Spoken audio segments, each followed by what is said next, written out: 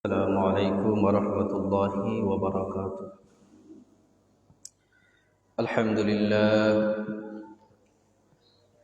لله نحمده ونستعينه ونستغفره ونؤمن به ونتوكل عليه ونعوذ بالله من شرور أنفسنا ومن سيئات أعمالنا.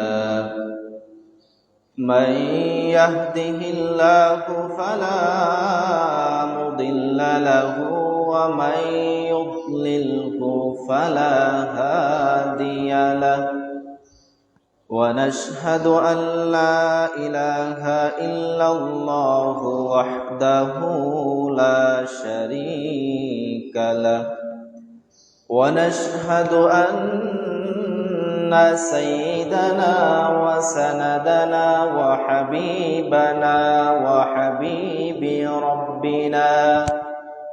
وحبيب ربنا ومولانا محمدا عبده ورسوله.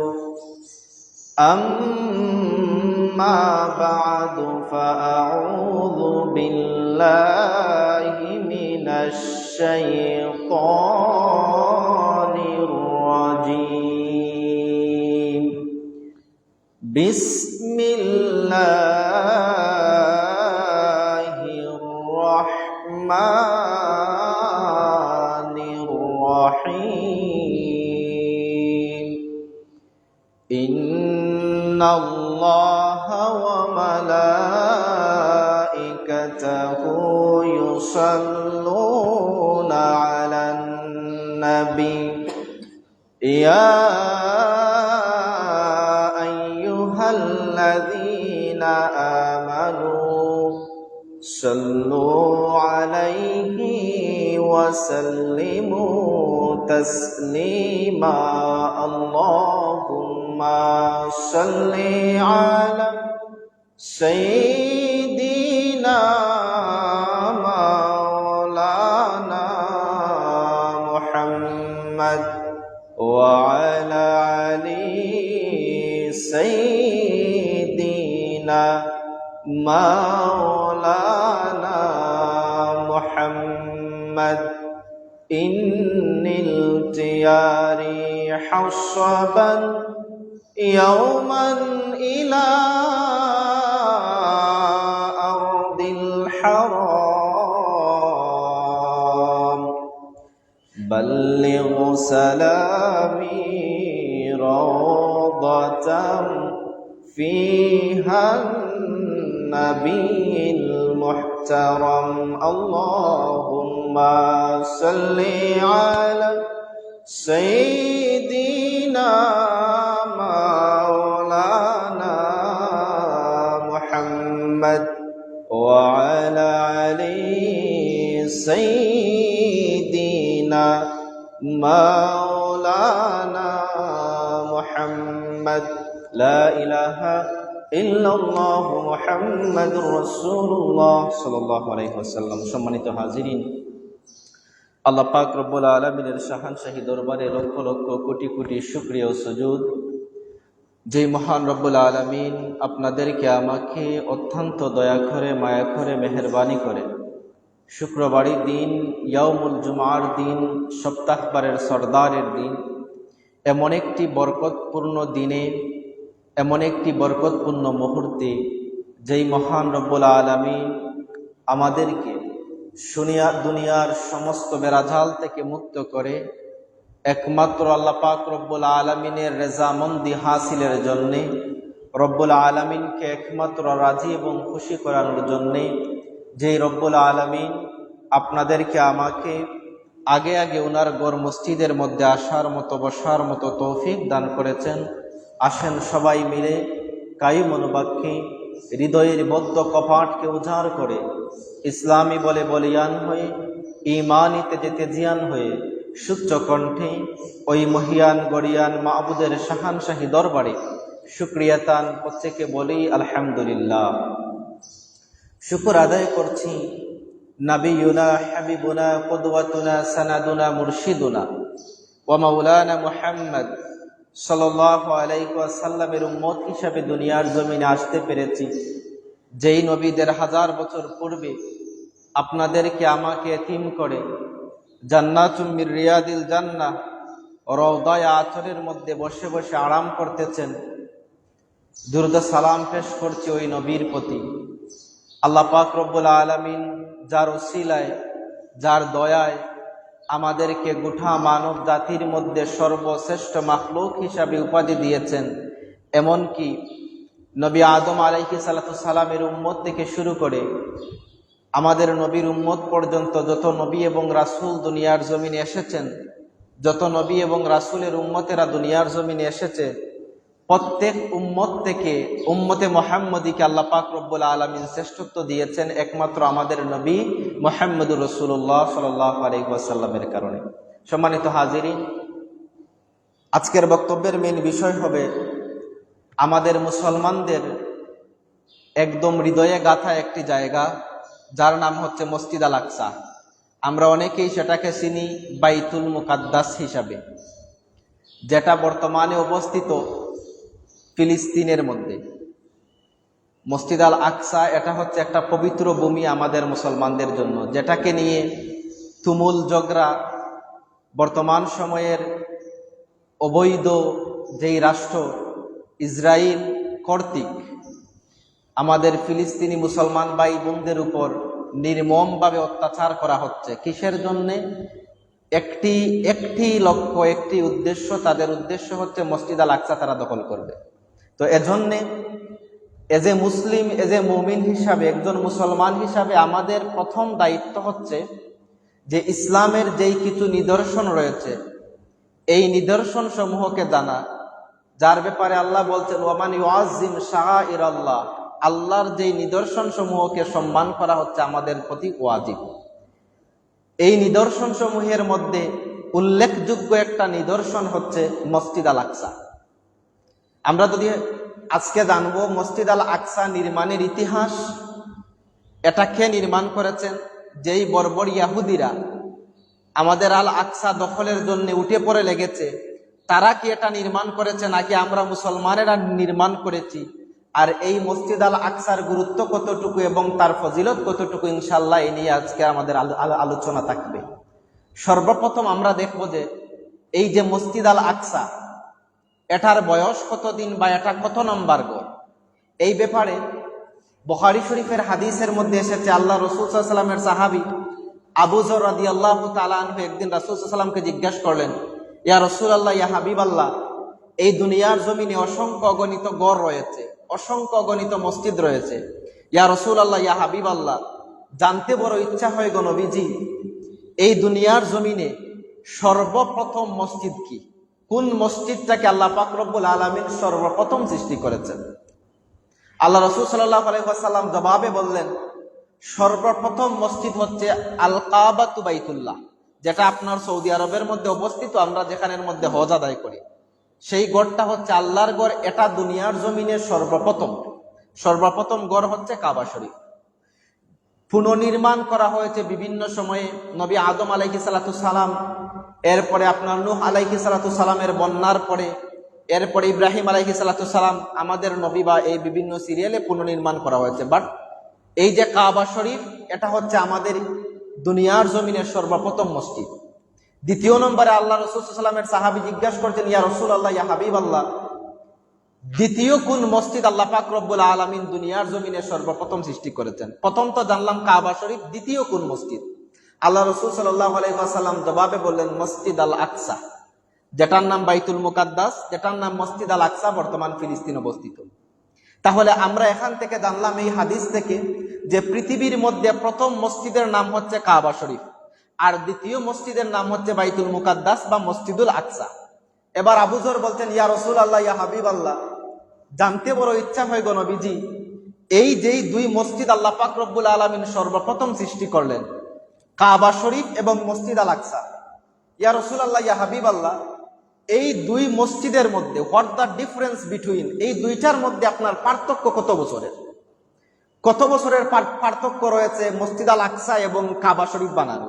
আল্লাহ রাসূল সাল্লাল্লাহু আলাইহি ওয়াসাল্লাম বলেন, রব্বুল আলামিন সর্বপ্রথম কাবা শরীফকে সৃষ্টি করলেন। কাবা শরীফ সৃষ্টি করার 40 বছর পর আল্লাহ পাক রব্বুল আলামিন মসজিদ আল আকসা সেটা সৃষ্টি করালেন। সুবহানাল্লাহ। তাহলে এই হাদিস থেকে আমরা ক্লিয়ার হলাম যে পৃথিবীর মধ্যে সর্বপ্রথম মসজিদ হচ্ছে কাবা শরীফ, দ্বিতীয় মসজিদ হচ্ছে মসজিদ আল আকসা যেটা বাইতুল মুকাদ্দাস। এই দুই মসজিদের মধ্যে ব্যবধান হচ্ছে 40 বছরের। এখন আমরা জানবো যে এই মসজিদ নির্মাণের ইতিহাসটা, কে এই মসজিদটা নির্মাণ করলেন। এবার আসেন, নবী ইয়াকুব আলাইহিস সালাতু সালাম একদিন যেখানের মধ্যে মসজিদ আল আকসা, সেখানের মধ্যে উনি স্বপ্ন দেখলেন যে উনি একটু নিদ্রায় ছিলেন। উনি স্বপ্নে দেখলেন যে এখানের আল্লাহ পাক রব্বুল আলামিন উনাকে অনেক সন্তানাদি দান করবেন, উনাকে অনেক কিছু দান করবেন। একটা সুন্দর স্বপ্ন দেখলেন নবী ইয়াকুব আলাইহিস সালাতু সালাম। এরপরে আল্লাহ পাক রব্বুল আলামিন উনাকে প্রায় 12 জনের মতো সন্তান দান করলেন। এর মধ্যে একজন ছিলেন নবী ইউসুফ আলাইহিস সালাতু সালাম, আর উনার ভাই, উনার নাম হচ্ছিল বিনিয়ামিন। এই ছিলেন দুইজন। আরেক স্ত্রীর ঘরে ছিল ইয়াহুদা নামে একজন সন্তান। এই ইয়াহুদা যে, এই নামে হচ্ছে বনি ইসরাইল। অর্থাৎ বনি ইসরাইল বলা হয় নবী ইয়াকুব আলাইহিস সালাতু সালামের বংশধরকে। কোরআনের মধ্যে আল্লাহ পাক রব্বুল আলামিন বনি ইসরাইলের নামে একটা সূরা নাজিল করেছেন, আর এই বনি ইসরাইলটাই হচ্ছে ইহুদি। তাহলে ইয়াহুদি হচ্ছে ওই যে নবী ইয়াকুব আলাইহিস সালাতু সালামের যেই বংশধর, তাদেরকে বলা হয় বনি ইসরাইল। আর এই উনার একজন সন্তান, তার নাম ছিল ইয়াহুদা বা ইয়াহুদ। বিভিন্ন বইয়ের মধ্যে বিভিন্ন নাম এসেছে। কোনো জায়গার মধ্যে লেখা রয়েছে ইয়াহুদা, কোনো জায়গার মধ্যে লেখা রয়েছে ইয়াহুদ। এই ইয়াহুদা থেকে যতজন দুনিয়ার জমিনে এসেছেন তারা হচ্ছেন ইয়াহুদি। এই হচ্ছে তাদের ইতিহাস। তো এরপরে নবী ইয়াকুব আলাইহিস সালাতু সালামের পরে দাউদ আলাইহিস সালাতু সালাম যখন দুনিয়ার জমিনে আসলেন বনি ইসরাইলের নবী হিসাবে, আল্লাহ পাক রব্বুল আলামিন এই পৃথিবীর মধ্যে সবথেকে বেশি নবী এবং রাসূলকে পাঠিয়েছেন বনি ইসরাইলের ইহুদিদের মধ্যে। আর এরা এতটুকু খারাপ ছিল যে অসংখ্য গণিত নবীদেরকে তারা হত্যা করেছে, এই বনি ইসরাইলের ইহুদিরা। তো দাউদ আলাইহিস সালাতু সালামকে যেই সময় দাউদ আলাইহিস সালাতু সালামকে বনি ইসরাইলের নবী হিসাবে পাঠানো হলো, দাউদ আলাইহিস সালাতু সালামের মনের মধ্যে একটা বাসনা জাগলো যে আমি আল্লাহ পাক রব্বুল আলামিনের ইবাদতের জন্য একটা গড় সৃষ্টি করব। অর্থাৎ যেখানের মধ্যে আমি ইবাদত করব, মানুষও ইবাদত করবেন। উনার মনের মধ্যে একটা আবেগ সৃষ্টি হলো। উনি জায়গা সিলেক্ট করলেন, সেই যেই জায়গার মধ্যে নবী ইয়াকুব আলাইহিস সালাতু সালাম স্বপ্নে দেখেছিলেন উনাকে আল্লাহ পাক রব্বুল আলামিন অনেক কিছু দান করবেন, অনেক সন্তান দান করবেন। নবী ইয়াকুব আলাইহিস সালাতু সালাম মনে মনে ভাবছিলেন যে উনি সেখানের মধ্যে মসজিদ তৈরি করবেন। এই সেম জায়গার মধ্যে দাউদ আলাইহিস সালাতু সালাম উনিও মনে মনে ভাবলেন যে এই জায়গার মধ্যে আমি একটা মসজিদ তৈরি করব, যেই মসজিদের মধ্যে এসে মানুষেরা ইবাদত বন্দেগী করবে। কিন্তু দেখা গেল যে দাউদ আলাইহিস সালাতু সালামের জীবন দশায় উনি সেই মসজিদ তৈরি করতে সক্ষম না। এর আগেই আল্লাহ পাক রব্বুল আলামিন উনাকে দুনিয়ার জমিন থেকে তুলে নিলেন। এরপরে আসলেন উনারই ছেলে নবী সুলাইমান আলাইহিস সালাতু সালাম, দাউদ আলাইহিস সালাতু সালামের ছেলে সুলাইমান আলাইহিস সালাতু সালাম যখন দুনিয়ার জমিনে আসলেন, আমরা সবাই জানি আল্লাহ পাক রব্বুল আলামিন উনাকে বাদশাহী দান করেছিলেন। জিন জাতির মধ্যে উনি বাদশাহ ছিলেন, অর্থাৎ জিনেরাও উনাকে মানত। এমনকি পাখির ভাষা উনি বুঝতেন। অর্থাৎ দুনিয়ার জমিনে যত প্রাণী রয়েছে সমস্ত প্রাণীর বাদশাহী আল্লাহ পাক রব্বুল আলামিন সুলাইমান আলাইহিস সালাতু সালামকে দান করেছিলেন। সুলাইমান আলাইহিস সালাতু সালাম এই সময় মনে মনে চিন্তা করলেন যে আমি আল্লাহ পাক রব্বুল আলামিনের একটি গড় মসজিদ তৈরি করব। কোন জায়গাটিকে সিলেক্ট করলেন? যেই জায়গাটিতে উনারই বাবা দাউদ আলাইহিস সালাতু সালাম মসজিদ তৈরি করার প্ল্যান করেছিলেন, পরিকল্পনা করেছিলেন। এই সময় উনিও সেখানের মধ্যে মসজিদ তৈরি করার পরিকল্পনা করলেন। এই সময় আমরা কোরআন শরীফের মধ্যেও সেই ঘটনা পাই, ইতিহাসের মধ্যেও পাই যে সর্বপ্রথম জিনদের দ্বারা মসজিদ আল আকসা বাইতুল মুকাদ্দাস, যেই মসজিদ আল্লাহ পাক রব্বুল আলামিন তৈরি করিয়ে নিয়েছেন জিনদের দ্বারা। কিভাবে? জিনদের নবী ছিলেন, মানুষের নবী ছিলেন, জিনের নবী ছিলেন সুলাইমান আলাইহিস সালাতু সালাম। তো তো উনি কি করতেন, যে জিনদেরকে বলেছিলেন তোমরা আমার হুকুমে, আমি হুকুম দিচ্ছি তোমরা একটা মসজিদ তৈরি করতে হবে। এই সময়ে সুলাইমান আলাইহিস সালাতু সালামকে জিনেরা অত্যাধিক ভয় পাইত। উনি মসজিদ আল আকসার মধ্যে দাঁড়িয়ে উনি হাতের মধ্যে একটা লাঠি বড় দিয়ে উনি দাঁড়িয়ে আছেন আর জিনদেরকে বলছেন তোমরা কাজ চালিয়ে দাও। ইতিহাসবিদরা বলেন প্রায় অসংখ্য অগণিত বছর জিনরা একই কাঠালে না খাওয়া না ঘুম এইভাবে তারা কাজ করে গেছে। কেন? তারা বলছে যে সুলাইমান আলাইহিস সালাতু সালাম যেখানের মধ্যে লাঠি হাতে নিয়ে দাঁড়িয়ে আছেন, আমরা যদি সেখানে কাজের মধ্যে ফাঁকি দেই তাহলে তো আমাদের অবস্থা খুবই খারাপ হয়ে যাবে। একটা পর্যায়ে দেখা গেল এই দাঁড়ানো অবস্থায় লাঠির মধ্যে হাত দেওয়া বর দেওয়া অবস্থায় সুলাইমান আলাইহিস সালাতু সালাম দুনিয়ার জমিন থেকে ইন্তেকাল করে ফেললেন। কিন্তু এই সময়ের ভিতরে আল্লাহ পাক রব্বুল আলামিন জিনদের মাধ্যমে মসজিদ আল আকসা বাইতুল মুকাদ্দাসকে তৈরি করিয়ে নিলেন। কিন্তু সুলাইমান আলাইহিস সালাতু সালাম যে দুনিয়ার জমিন থেকে ইন্তেকাল করেছেন, জিনেরা সেটা বুঝতে পারে নাই। তারা মনে করেছে যে সুলাইমান আলাইহিস সালাতু সালাম যেহেতু লাঠির মধ্যে বর দিয়ে আছেন তাহলে তো অবশ্যই উনি জীবিত রয়েছেন। কিন্তু লাঠির মধ্যে বর দেওয়া অবস্থায় সুলাইমান আলাইহিস সালাতু সালাম ইন্তেকাল করেছেন। তো এই সময় জিনেরা কিন্তু বুঝতে পারে নাই যে সুলাইমান আলাইহিস সালাতু সালাম ইন্তেকাল করেছেন। এখন একটা প্রশ্ন দেখেন, আপনি এবং আমি, আমরা যেই সময় দুনিয়ার জমিন থেকে মারা যাই, মারা যাওয়ার ফলে একদিন অথবা 2 দিন থাকার পরে আমাদের লাশ থেকে গন্ধ বাহির হয়। আমাদেরকে দাফন দেওয়া লাগে, না হয় আমাদের লাশের গন্ধে মানুষ টিকতে পারবে না। কিন্তু ইতিহাসের মধ্যে এসেছে সুলাইমান আলাইহিস সালাতু সালাম ইন্তেকালের পরে, মারা যাওয়ার পরে 6 মাস থেকে 1 বছর পর্যন্ত উনার লাঠির মধ্যে হাত দিয়ে উনি যেই অবস্থায় দাঁড়িয়েছিলেন এই অবস্থায় উনি 100 বছর, 6 মাস থেকে 100 বছর পর্যন্ত সুলাইমান আলাইহিস সালাতু সালাম এই অবস্থায় দাঁড়িয়েছিলেন। আর জিনরা কন্টিনিউয়াসলি কাজ করতে গেছে। একটা সময়ে লাঠিটা ছিল উনার কাঠের তৈরি। কাঠের তৈরি লাঠির মধ্যে নিচ থেকে যে গুণ পোকা, আমরা যেটাকে গ্রাম্য ভাষায় বলি, এরকম কিছু পোকা উনার লাঠির নিচ থেকে খাইতে খাইতে ছিদ্র করে দিয়েছে। একটা সময়ে বাতাস চলে আসছে, সুলাইমান আলাইহিস সালাতু সালামের লাঠি পুকে খাওয়ার কারণে লাঠিটা ভেঙে গিয়েছে। সুলাইমান আলাইহিস সালাতু সালাম যেটার মধ্যে বর দিয়েছিলেন সেই বরটাও উনার ছুটে গিয়েছে। উনি বাতাসের সাহায্যে সেখানের মধ্যে জমিনের মধ্যে পড়ে গেলেন। সাথে সাথে জিনরা চলে আসছে, হায় হায় কি অবস্থা!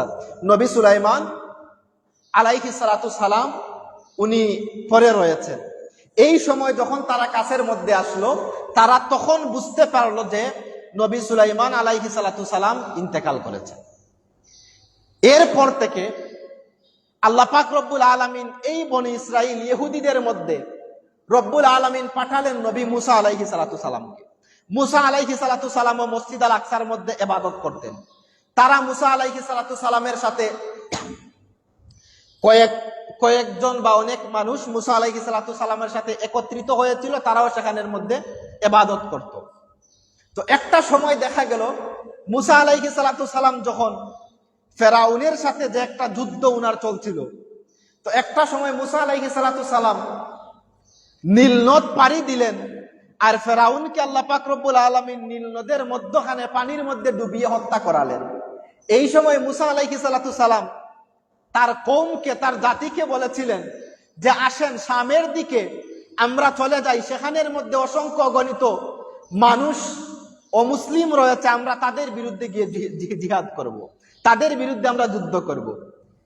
শুনলে আশ্চর্য হবেন, এমন নিমকহারাম জাতি ছিল এই ইহুদি জাতি, বনি ইসরাইল জাতি। মুসা আলাইহিস সালাতু সালামকে তারা বলেছে যে আপনি এবং আপনার আল্লাহ চলে যান, সেখানের মধ্যে গিয়ে জিহাদ করেন, আমরা দেখব বিজয়ী কে হয়। নাউজুবিল্লাহি মিন যালিক। এর কিছুদিন যাওয়ার পরে আল্লাহ পাক রব্বুল আলামিন মুসা আলাইহিস সালাতু সালামকে দুনিয়ার জমিন থেকে উঠিয়ে নিলেন। এই সময় চলে আসলো বনি ইসরাইলের মধ্যে প্রায় 400 বছর পরে বনি ইসরাইলের মধ্যে আবার শুরু হয়ে গেল পূর্বের সময় তারা যেইভাবে আল্লাহর নাফরমানিতে মগ্ন ছিল, তারা সেইম ভাবে আবার আল্লাহর নাফরমানিতে চলে গেল, অর্থাৎ আল্লাহর ইবাদত বাদ দিয়ে দিল। এই সময় আল্লাহ পাক রব্বুল আলামিন একটা জালিম বাদশার আগমন করালেন দুনিয়ার জমিনে। এই জালিম বাদশার নাম ছিল বখতে নসর। এই বখতে নসর মসজিদ আল আকসার মধ্যে যেই সমস্ত ইয়াহুদিরা বনি ইসরাইল, যেই সমস্ত বনি ইসরাইলে বসবাস করত, বখতে নসর তাদের বিরুদ্ধে যুদ্ধ করে। ইতিহাসের মধ্যে এসেছে প্রায় 7 লক্ষর মতো ইয়াহুদিদেরকে বাদশাহ বখতে নসর হত্যা করেছে। তাওরাত নবী মুসা আলাইহিস সালাতু সালামের উপরে নাজিল হয়েছিল। তাওরাতের আলিম এমন 60,000-এর মতো তাওরাতের আলিম ইহুদিদেরকে বাদশাহ বখতে নসর হত্যা করেছে। প্রায় 1 লক্ষর মতো মানুষকে সে বন্দী করে রেখেছিল। এই সময় বখতে নসর আমাদের যেই বর্তমান মসজিদ আল আকসা, এই মসজিদ আল আকসাকে সে ধ্বংস করে। যেই মসজিদ আল আকসা বানিয়েছিলেন নবী সুলাইমান আলাইহিস সালাতু সালাম। তার কিছুদিন যাওয়ার পরে আবার এই ইহুদিরা সেখানের মধ্যে একটা টেম্পল, অর্থাৎ তাদের মন্দির তৈরি করে। এই মন্দিরের মধ্যে তারা আসতো এবং এই মন্দিরের মধ্যে তারা এসে পূজা করত।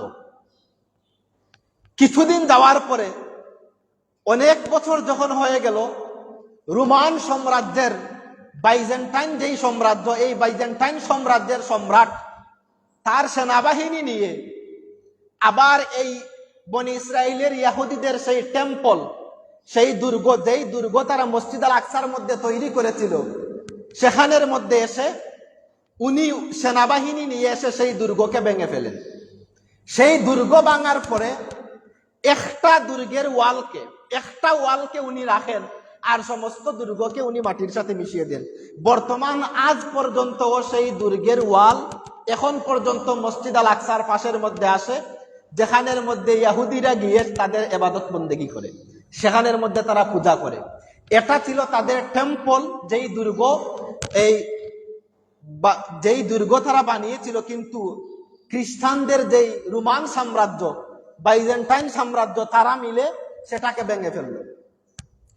এরপরে যাওয়ার পরে যখন আমাদের মুসলিম বিশ্বের গৌরবময় খলিফা, আমিরুল মুমিনিন, খালিফাতুল মুসলিমিন উমর ইবনে খাত্তাব রাদিয়াল্লাহু তাআলা আনহুর জামানা চলে আসলো। বুঝবেন না যে আমরা শুধু সারা জীবন মাইর খাইছি। আজকে আমরা ইতিহাস জানি না বিদায় আমরা মনে করি যে ইউরোপ এবং আমেরিকাই পৃথিবীর সব ছিল। ইউরোপ এবং আমেরিকার ইতিহাস কাল থেকে শুরু হয়েছে। আপনার এবং আমাদের ইতিহাস হচ্ছে 1300 বছরের ইতিহাস। আমি একটি একটি করে যদি বলি আপনারা বুঝবেন। এখন দেখেন, যখন মুসলিম সাম্রাজ্যের আমাদের মুসলমানদের দ্বিতীয় খলিফা উমর ইবনে খাত্তাবের আমল চলে আসলো, গোটা অর্ধেক পৃথিবী আমরা মুসলমানেরা তখন শাসন করতাম। মুসলমানদের খলিফা উমর ইবনে খাত্তাবের নাম যখন কোন ইহুদি এবং খ্রিস্টানদের সম্মুখে উচ্চারণ করা হতো, এই রাজা বাদশারা তখন তরতর করে কাঁপত। এই সময় উমর রাদিয়াল্লাহু তাআলা আনহু ভাবলেন যে আমাদের দ্বিতীয় মসজিদ, প্রথম মসজিদ তো আমি বলেছি কাবা শরীফ, দ্বিতীয় মসজিদ হচ্ছে বাইতুল মুকাদ্দাস, যেটাকে নির্মাণ করেছিলেন নবী সুলাইমান আলাইহিস সালাতু সালাম জিনদের মাধ্যমে। কিন্তু এটাকে খ্রিস্টানেরা দখল করে রেখেছে। আমাদের পবিত্র ভূমির মধ্যে আমরা সেখানের মধ্যে গিয়ে ইবাদত বন্দেগী করতে পারি না। আজ থেকে আমি একটা সেনাবাহিনী প্রেরণ করলাম, যেই সেনাবাহিনী গিয়ে মসজিদ আল আকসাকে আবার মুসলমানদের অনুকূলে নিয়ে আসবে। এই সময় সেনাবাহিনীর প্রধান ছিলেন আবু উবায়দা আজ-জাররাহ রাদিয়াল্লাহু তাআলা আনহুর নেতৃত্বে একটা সেনাবাহিনী উনি প্রেরণ করলেন। যখন আবু উবায়দা আজ-জাররাহ রাদিয়াল্লাহু তাআলা আনহুর নেতৃত্বে মসজিদ আল আকসার সম্মুখে মুসলিম সেনাবাহিনী গেল, এই সময় খ্রিস্টান যেই সেনাপ্রধান ছিল সে বলল, আমরা মসজিদ আল আকসা আপনাদেরকে বিনা যুদ্ধে দিয়ে দিব, তবে একটা শর্ত, এই শর্তে যদি আপনারা রাজি হন তাহলে আমরা যুদ্ধ ছাড়া আপনাদেরকে মসজিদ আল আকসার চাবি দিয়ে দিব। ওই সময় আবু উবায়দা আজ-জাররাহ বলেছিলেন, শর্তটা কি?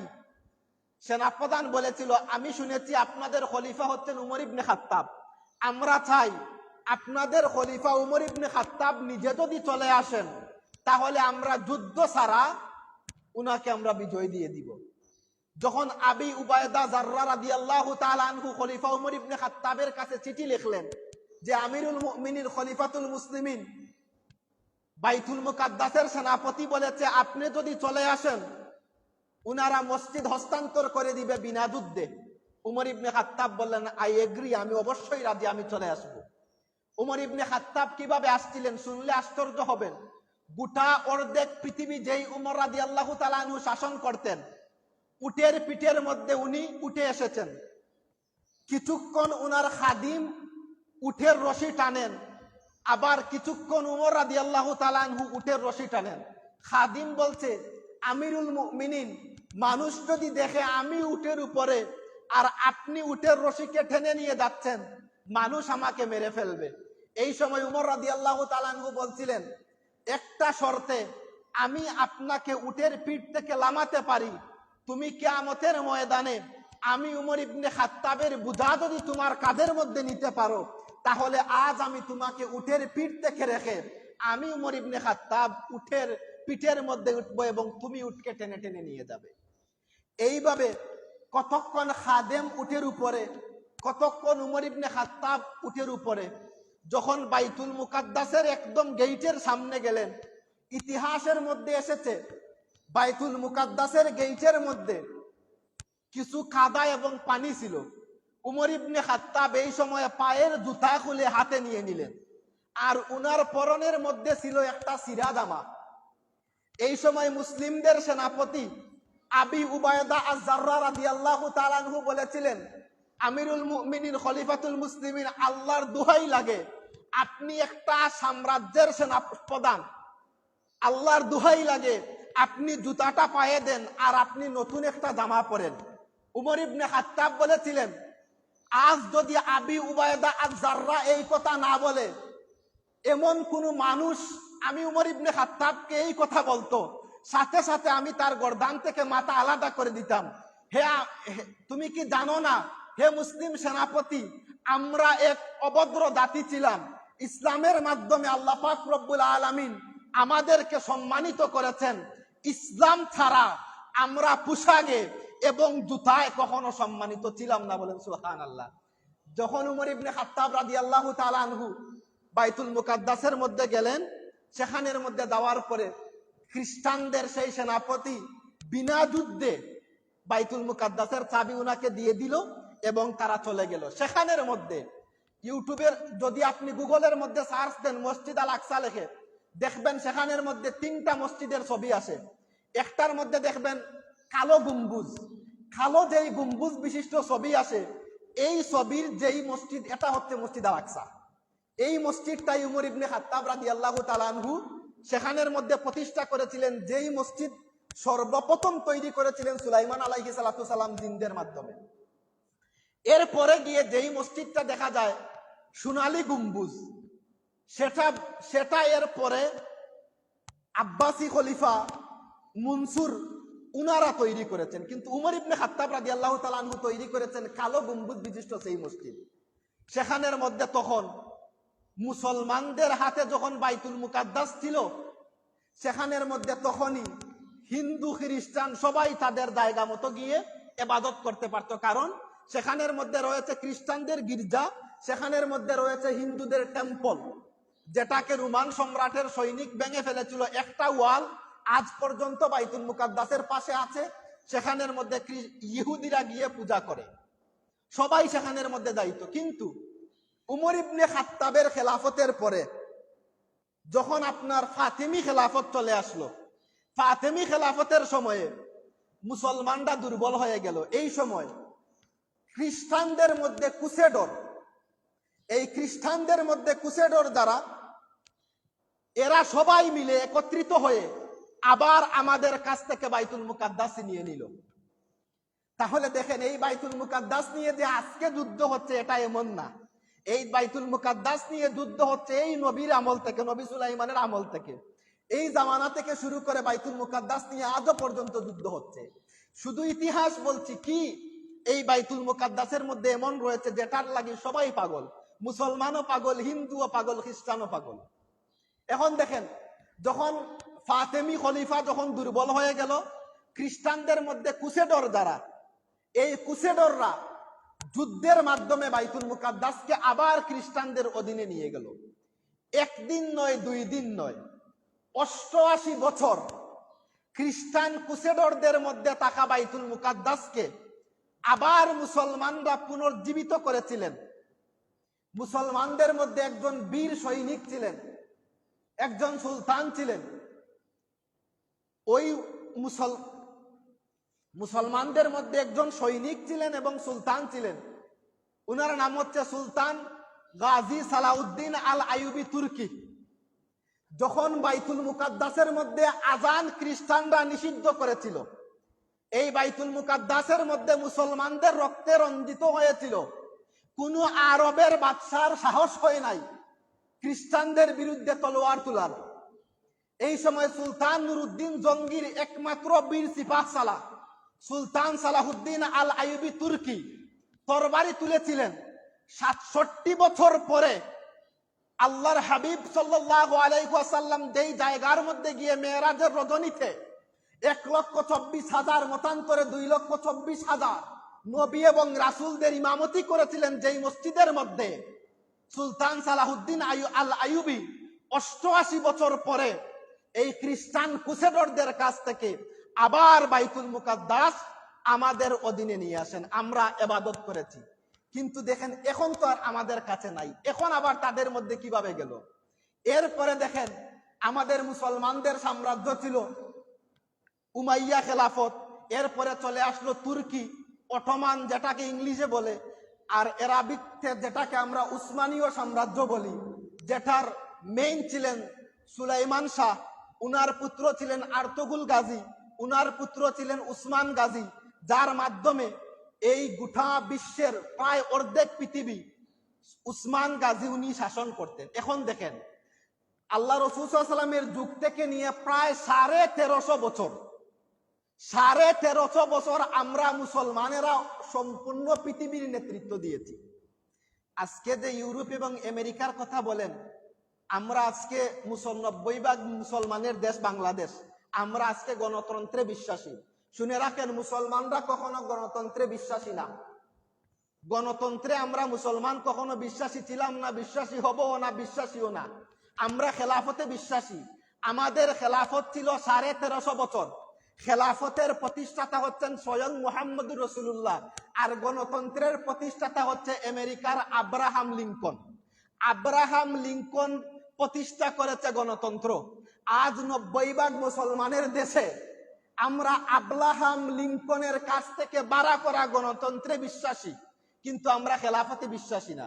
এটা কাগজে কলমে লিখে নেন, যতদিন পর্যন্ত আব্রাহাম লিঙ্কনের গণতন্ত্রে দেশ চলবে ততদিন পর্যন্ত ইসলামী হুকুমত কায়েম হবে না, ততদিন পর্যন্ত শান্তি আসবে না, যতদিন পর্যন্ত খেলাফত না আসবে। কারণ 1350 বছর আমরা মুসলমানেরা খেলাফতের মাধ্যমে স্বাধীন করেছি। এবার আসেন বাইতুল মুকাদ্দাস আমাদের কাছ থেকে কিভাবে তাদের কাছে গেল। এখন দেখেন, আমরা সবাই জানি প্রথম বিশ্বযুদ্ধ নামে একটা যুদ্ধ হয়েছিল। এই প্রথম বিশ্বযুদ্ধের সময়ে এই হিন্দুরা আল্লাহ পাক রব্বুল আলামিন কুরআনের মধ্যে বলেছেন এরা হচ্ছে পথভ্রষ্ট জাতি এবং এরা হচ্ছে নির্লজ্জ জাতি। এদের 3000 বছরের ইতিহাস যদি আপনি দেখেন, যুগে এরা লাঞ্ছিত হয়েছে। কারণ আল্লাহ কুরআনের মধ্যে সূরা বাকারার 61 নম্বর আয়াতের মধ্যে বলেছেন যে হিন্দুরা যুগে যুগে লাঞ্ছিত হবে। এই প্রথম বিশ্বযুদ্ধ যখন হয় 1914 থেকে শুরু করে 1918, প্রায় 5 বছর প্রথম বিশ্বযুদ্ধ ছিল।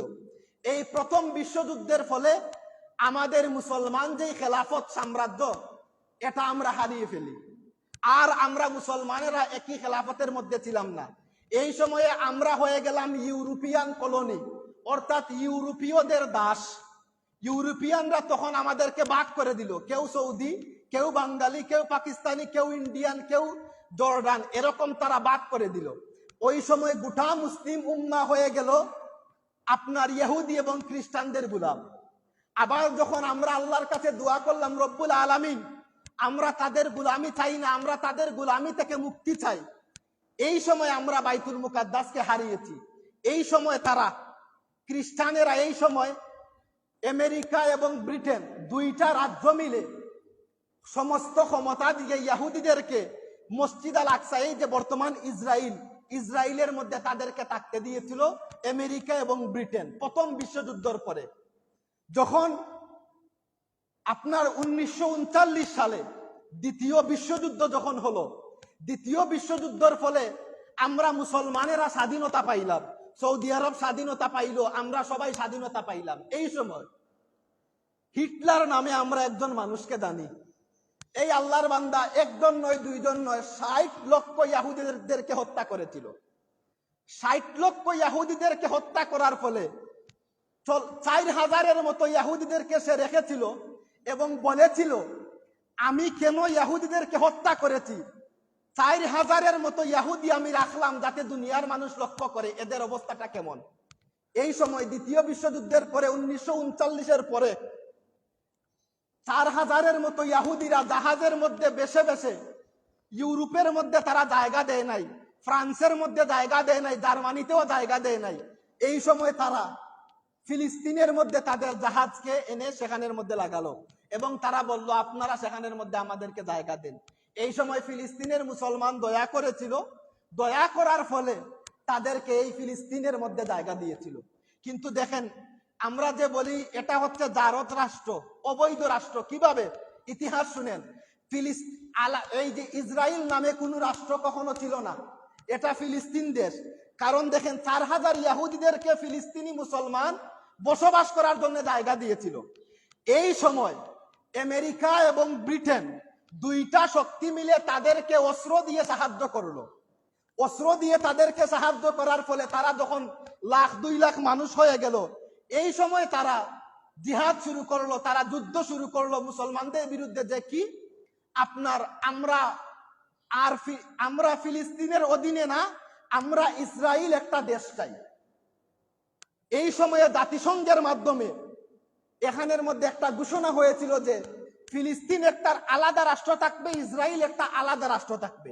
কিন্তু কিছুদিন যাওয়ার পরে এই বর্বর ইহুদিরা তারা বলল যে ফিলিস্তিন নামে পৃথিবীর বুকে কোনো রাষ্ট্র থাকবে না, ইসরায়েল হবে সেই রাষ্ট্র। আপনারা আজকে যদি গুগলের মধ্যে সার্চ দেন, ফিলিস্তিন লেখেন, দেখবেন কোনো দেশের নাম আসে না। তারা ফিলিস্তিন সেটা গুগলের থেকে কেটে ফেলছে, সেখানের মধ্যে ইসরায়েল সেই অবৈধ রাষ্ট্রকে প্রমোট করতেছে। কেন? তারা ওই এই আমেরিকা এবং ব্রিটেন দুই দেশ তাদেরকে টাকা এবং পয়সা, যুদ্ধ অস্ত্র দিয়ে তাদেরকে সেখানের মধ্যে পাঠিয়েছে। এখন আসেন, এই ইহুদিরা কেন উঠে পড়ে লেগেছে আপনার মসজিদ আল আকসা দখলের জন্য? কারণ আমরা সবাই জানি কিয়ামতের আগ মুহূর্তে আমাদের একজন মাসিহ আসবেন। সেই মাসিহ হচ্ছেন মাসিহ ঈসা আলাইহিস সালাতু সালাম। ইহুদিরাও বিশ্বাস করে তাদেরও একজন মাসিহ আসবেন, আর তাদের মাসির নাম হচ্ছে মাসিহ আদ-দাজ্জাল। নাউজুবিল্লাহি মিন যালিক। আল্লাহর নবী বলেছেন যে কিয়ামতের আগ পর্যন্ত এমন কোন ফিতনা আসে নাই দুনিয়ার জমিনে দাজ্জালের ফিতনার মতো, অর্থাৎ দাজ্জালের ফিতনাটা এত ভয়ঙ্কর হবে। তো তারা মনে করে, তারা আজকে আমাদের যেইখানের মধ্যে মসজিদ আল আকসা, তাদের ধারণা হলো তারা এটা স্বাধীন করবে। স্বাধীন করার পরে তারা যেই টেম্পল বা দুর্গ তৈরি করেছিল, আবার তারা সেই দুর্গ তৈরি করবে। আপনি যদি গুগলের মধ্যে সার্চ দেন থার্ড টেম্পল, তাহলে দেখবেন তাদের এই যে তারা কিভাবে মসজিদ আল আকসাকে ভেঙে আবার নতুন করে দুর্গ তৈরি করবে, কিভাবে সেই দুর্গর ডিজাইন হবে, এটা তাদের উইকিপিডিয়ার মধ্যে ছবিসহ দিয়ে দিয়েছে। এত বড় জারজেরা। তো তাদের ধারণা হচ্ছে তারা যদি সেখানের মধ্যে টেম্পল তৈরি না করে, দুর্গ তৈরি না করে, তাদের মাসিহ আর দাজ্জাল আসবে না। এই জন্য তারা উঠে পড়ে লেগেছে। কিন্তু জেনে রাখেন, আমাদের নবী মুহাম্মদুর রাসূলুল্লাহ বলেছেন, হে আমার উম্মতেরা শুনে রাখো, কিয়ামত পর্যন্ত যদি ইহুদিরা মসজিদ আল আকসার মধ্যে আক্রমণ করে, আমার উম্মতের মধ্যে কতগুলা মর্দে মুজাহিদ সেই মসজিদ আল আকসার মধ্যে জান দিবে, কখনো ইহুদিরা মসজিদ আল আকসাকে বিজয় করতে পারবে না। বলেন সুবহানাল্লাহ। আপনারা দেখেন নাই গত সপ্তাহের মধ্যে যে গাজার অবস্থাটা তারা কি করে দিয়েছে পারমাণবিক দিয়ে, কিন্তু এদের ঈমান কখনো তারা নিভাতে পারে নাই। কিন্তু আজ দুঃখের সাথে বলতে হয়, আমার নবী বলেছিলেন আমার উম্মতরা হচ্ছে একটা দেহের মতো, একটা দেহের অঙ্গের একটা অঙ্গের মধ্যে যদি ব্যথা লাগে সারা দেহ যেইভাবে ব্যথা অনুভব করে, আমার কোন উম্মতের গায়ের মধ্যে যদি কাফের এবং কুফারেরা একটা সিটাও দেয় আমার গোটা উম্মত যাতে কষ্ট পায়। কিন্তু আজ দেখেন আপনার সৌদি আরবের যেই বড় বড় বাদশাগুলা আমাদের ফিলিস্তিনি ভাই এবং বোনদেরকে যেইভাবে তারা হত্যা করলো, একটা বিবৃতির মাধ্যমেও তারা জানালো না যে আমরা নিন্দা পোষণ করছি, নাউজুবিল্লাহি মিন যালিক। এই যে এরাই হচ্ছে বর্তমানের জালিম, কারণ জালিমকে যারা সহযোগিতা করবে তারাই হচ্ছে বড় জালিম। কারণ দেখেন আল্লাহর নবী যেখানে বলেছিলেন আমার গোটা উম্মত একটা দেহের মতো, এই আপনার দেহের মধ্যে যদি একটা কাঁটা লাগে সমস্ত দেহে আপনার ব্যথা অনুভব হয়, আর ফিলিস্তিনের মুসলমানদেরকে মারার পরে আপনার যদি সেখানের মধ্যে ব্যথা অনুভব হয় না, বুঝে নিবেন আপনার মধ্যে ইমানের বিন্দু মাত্র লেশও নাই। আর দেখেন আল্লাহর নবী বলেছেন যে এই বাইতুল মুকাদ্দাস কিয়ামত পর্যন্ত আমার উম্মতের হবে। যতদিন পর্যন্ত আমার উম্মতেরা বাইতুল মুকাদ্দাসকে স্বাধীন না করবে ততদিন পর্যন্ত কিয়ামত হবে না। বলেন সুবহানাল্লাহ। তাহলে আসেন কারা বাইতুল মুকাদ্দাস স্বাধীন করবে? কোনো আরবের ক্ষমতা হবে না বাইতুল মুকাদ্দাস স্বাধীন করার। আল্লাহর নবী বলছেন কিয়ামতের আগে ইমাম মাহদি যখন দুনিয়ার জমিনে আসবেন, খুরাসান থেকে কালো পতাকাবাহী একটা কাফেলা বাহির হবে, তারা ইমাম মাহদিকে সাহায্য করবে এবং তারা সেখানের মধ্যে গিয়ে মসজিদ আল আকসাকে আবার স্বাধীন করবে। যতদিন পর্যন্ত তারা স্বাধীন করবে না ততদিন পর্যন্ত কিয়ামত হবে না। বলেন সুবহানাল্লাহ। এখন দেখেন খুরাসান বলতে কাদেরকে বোঝানো হয়? খুরাসান বলতে আগে খুরাসান বলতে বর্তমান উজবেকিস্তান, আফগানিস্তান, তাজিকিস্তান, সমরকন্দ, বুখারা, এই যে এরিয়া, এই সমস্ত মানুষদেরকে বোঝানো হয়। কিন্তু আমি এটা বিশ্বাস করি আল্লাহর বান্দারা প্রস্তুত। আপনারা দেখেন নাই তালেবান যারা আফগানিস্তানের মধ্যে তারা 2001 অথবা 3 থেকে এক্স্যাক্টলি মনে নাই, প্রায় 17 বছর তারা আফগানদেরকে, নিরীহ মুসলমানদেরকে তারা হত্যা করলো, এই আমেরিকা। কিন্তু ভিক্ষুকের মতো যখন তারা ঘুরে দাঁড়িয়েছে ভিক্ষুকের মতো পালিয়ে গেছে। এখান থেকে আল্লাহর নবী আমাদেরকে বলেছেন কিয়ামতের পূর্ব মুহূর্তে আল্লাহ পাক রব্বুল আলামিন এই খুরাসানের সৈনিকদের মাধ্যমে মসজিদ আল আকসাকে আবার পুনরুদ্ধার করবেন। সম্মানিত হাজিরিন, এই ছিল আজকের বক্তব্যের মেইন বিষয়, যে মসজিদ আল আকসা নির্মাণের ইতিহাস। এটা কাদের সম্পত্তি? মসজিদ আল আকসা হচ্ছে মুসলমানদের সম্পত্তি। এখন আসেন মনে রাখার স্বার্থে একবার বলি, এই মসজিদ আল আকসাকে তৈরি করেছিলেন সুলাইমান আলাইহিস সালাম জিনদের মাধ্যমে। তারপরে বাদশাহ বখতে নসর সেটাকে আক্রমণ করে, তারপরে হিন্দুরা আবার সেখানের মধ্যে টেম্পল বা দুর্গ তৈরি করে, তারপরে আবার রোমান খ্রিস্টানরা সেটাকে ধ্বংস করে। আবার সেখানের মধ্যে যখন আমাদের ইসলামের দ্বিতীয় খলিফা উমর ইবনে খাত্তাব সেটাকে বিজয় করেন, আবার উমর ইবনে খাত্তাবের খেলাফতের পরে যখন আপনার ফাতেমি খেলাফত আসলো, এই সময় আবার খ্রিস্টান ক্রুসেডররা আমাদের কাছ থেকে বাইতুল মুকাদ্দাস নিয়ে নেয়। 88 বছর পরে সুলতান সালাহুদ্দিন আল আইয়ুবী তুর্কি এটা আবার আমাদেরকে দিয়ে দেন। আবার প্রথম বিশ্বযুদ্ধের পরে আমাদের কাছ থেকে বাইতুল মুকাদ্দাসকে ইহুদি এবং খ্রিস্টানরা ছিনিয়ে নেয়। আর আল্লাহর নবী বলেছেন কিয়ামতের আগে আমার উম্মতেরা আবার বাইতুল মুকাদ্দাসকে বিজয় করবে। বলেন সুবহানাল্লাহ। 1 মিনিটে আমি বললাম এই বাইতুল মুকাদ্দাসের যে ইতিহাস। আল্লাহ পাক রব্বুল আলামিন আমাদের এই পবিত্র ভূমিতে যাওয়ার জন্য তৌফিক দান করেন। কারণ কি জানেন, এই বাইতুল মুকাদ্দাসের যদি আপনি ভ্রমণের জন্য যান, দেখার জন্য যান, তাও সওয়াব হয়। এই বাইতুল মুকাদ্দাসের মধ্যে যদি আপনি নামাজ পড়েন, বিভিন্ন বর্ণনা রয়েছে, কোন বর্ণনা রয়েছে যে বাইতুল মুকাদ্দাসের মধ্যে 1 ওয়াক্ত নামাজ পড়লে 25,000 রাকাতের সওয়াব হয়। আর বাইতুল মুকাদ্দাসের মধ্যে 1 ওয়াক্ত নামাজ পড়লে 250 রাকাতের সওয়াব হয়। বিভিন্ন বর্ণনা রয়েছে। এমনকি এই বাইতুল মুকাদ্দাসের মধ্যে যারা গিয়ে নামাজ পড়বেন তাদের জীবনের সমস্ত গুনাহ আল্লাহ ক্ষমা করে দিবেন। কারণ সুলাইমান আলাইহিস সালাম যখন বাইতুল মুকাদ্দাস তৈরি করেছিলেন আল্লাহর কাছে দোয়া করেছেন, রব্বুল আলামিন আমার তৈরি করা এই ঘরের মধ্যে যারা এসে নামাজ পড়বে রব্বুল আলামিন তুমি তাদেরকে একদম নিষ্পাপ বানিয়ে আমার ঘর থেকে বাহির করে দিও, বলেন সুবহানাল্লাহ। আল্লাহ পাক রব্বুল আলামিন আমাদের সবাইকে যেন তৌফিক দান করেন মসজিদ আল আকসা, সেই জেরুজালেমের বাইতুল মুকাদ্দাসের মধ্যে গিয়ে নামাজ পড়ার এবং সেখানের মধ্যে জিয়ারত করার, এবং সেখানের মধ্যে অসংখ্য গণিত নবীদের মাজার রয়েছে, সেখানের মধ্যে ভ্রমণ করলে আল্লাহ পাক রব্বুল আলামিন আমাদেরকে সওয়াব দান করবেন। আল্লাহ পাক রব্বুল আলামিন প্রত্যেকের মনের আশাকে যেন পূরণ করেন, সবাই বলুন আমিন। ওয়া আখির দাওয়ানা আলহামদুলিল্লাহি রাব্বিল আলামিন। দুরূদ শরীফ পড়ুন, আল্লাহুম্মা